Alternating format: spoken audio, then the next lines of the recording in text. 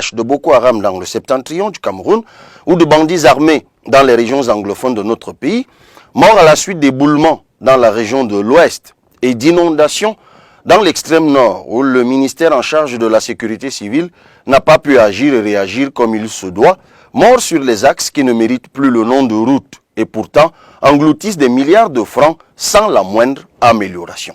Aux familles endeuillées, j'adresse mes sincères condoléances en réitérant qu'avec le concours des Camerounais du nord au sud et de l'est à l'ouest, d'ici et de la diaspora, nous nous engageons à offrir un avenir meilleur à tous et à chacun. Vous avez tous vu les infrastructures sportives et les scandales financiers qui ont fait perdre près de 1000 milliards à notre pays. Vous avez tous entendu les détournements des dizaines de milliards dans le scandale du Covid ou le pillage de notre pétrole dans l'affaire Glencore où le pouvoir fait tout pour que la justice camerounaise ne poursuive pas les auteurs de ces scandales. Vous n'avez pas encore suffisamment entendu parler des détournements massifs dans les infrastructures routières que la mafia est déjà en train d'organiser le braquage du siècle pour que chacun de nous paie désormais et directement 9000 francs à des bandits internationaux et leurs complices camerounais. Ils font tout ceci en violation flagrante de la loi et payent des campagnes médiatiques pour vous convaincre qu'ils sont les sauveurs du Cameroun et des Camerounais. Ils vont essayer évidemment de démentir la réalité en envoyant, comme d'habitude, sur les plateaux de télévision et les radios des jeunes qu'ils ont transformés en mendiants et qu'ils instrumentalisent pour combattre les jeunes. Vous allez avoir aussi des agents qui se cachent sous l'appellation d'opposants. Vous allez les voir venir me discréditer et vous raconter que je suis le pion du pouvoir. Vous connaissez sans doute la chanson. L'histoire autour de notre carte nationale d'identité est un braquage des Camerounais et un scandale incroyable. Je vais vous expliquer très simplement la situation que nous vivons. Regardez et suivez-moi attentivement. Vous vous souvenez que notre compatriote Abel Elimbi Lobé a mis à nu un réseau de malfrats dont la face visible était un Canadien d'origine camerounaise appelé Chinoako. Ce monsieur est le prête-nom de personnes cachées qui voulaient spolier les terres de la communauté Sawa. On a appelé cette affaire le scandale de Dikolo. Il concernait une poignée de personnes ou une ethnie qu'il considère comme minoritaire. Aujourd'hui, nous sommes face à un scandale plus grand et plus grave qui concerne tous les Camerounais.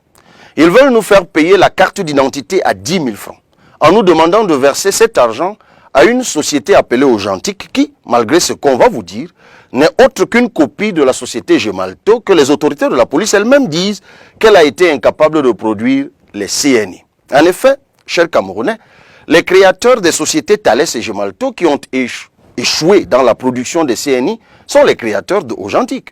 Regardez, Frédéric Trojani, patron de Gemalto, et Labino Carretti, patron de Veridis et Authentique, sont tous actionnaires de la société Secure Identity Alliance, en abrégé SIA, qui était derrière Thales et Gemalto, et est bien entendu derrière Authentique. La société SIA est basée au 148 rue de l'Université, au 4e étage, dans le 7e arrondissement de Paris.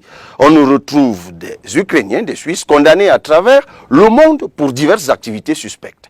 Ils sont tous actionnaires de Thales, Gemalto, Authentique. Mais pour brouiller les pistes, afin qu'on ne remonte jamais à eux, ils ont créé plusieurs sociétés intermédiaires au Kosovo, en Allemagne ou en Suisse avec différents noms comme Authentique Pascam, Authentique Allemagne, etc., avec des actionnaires comme Igor Baraz ou Hermann Stersinger. Le réseau de journalistes d'investigation Nordata les classe tous dans la mafia internationale. Je vous rappelle qu'avant même la création officielle de Authentique, la présidence de la République avait déjà attribué à cette société le marché de fabrication des passeports. Ah, on a dit passeport, rions un peu, même si c'est dramatique. Authentique se vante en parlant des passeports qu'ils les produisent dans des délais très courts. C'est vrai, mais c'est exactement comme dans toutes les histoires des femmes et des sociétés qui vous promettent de fructifier l'argent. Au départ, on vous fait croire que ça marche en vous distribuant un peu d'argent. Et quand vous êtes convaincu, comme on dit chez nous, ils vous frappent et disparaissent avec les milliards. Le passeport que seules quelques personnes veulent avoir, elle l'a pas pour frapper tous les Camerounais qui, eux, doivent avoir une CNI. Les jeunes Camerounais qui chantent à tue-tête le père de la police ne savent pas que ce papa respectable a donné à Authentique le marché des CNI qui va enrichir en milliards quelques personnes en approvissant des millions de Camerounais. La DGSN dispose d'un service de renseignement. Il sait que Authentique et Gemalto, c'est la même organisation. Le patriarche que beaucoup respectent Peut-il être complice de cette situation? Nous voulons croire que non. Nous espérons qu'il va nous écouter et annuler le marché de la honte qui va ternir l'image de père de la police qu'on lui attribue et ruiner l'espoir qu'on a placé en ce policier chevronné en disant qu'étant de la vieille génération, il pouvait redresser ce corps. Un crime n'étant jamais parfait. Je vais vous expliquer de manière simple comment l'État trompe les Camerounais dans un communiqué et dans sa communication. Après ma dernière sortie, vous vous en souvenez, au sujet de la CNI, le ministère des Finances a publié un communiqué disant qu'il n'y a rien d'autre à payer que 10 000 francs pour avoir la CNI. C'est juste un mensonge pour endormir les populations qui souffrent déjà comme ça. En effet, le décret numéro 2016/360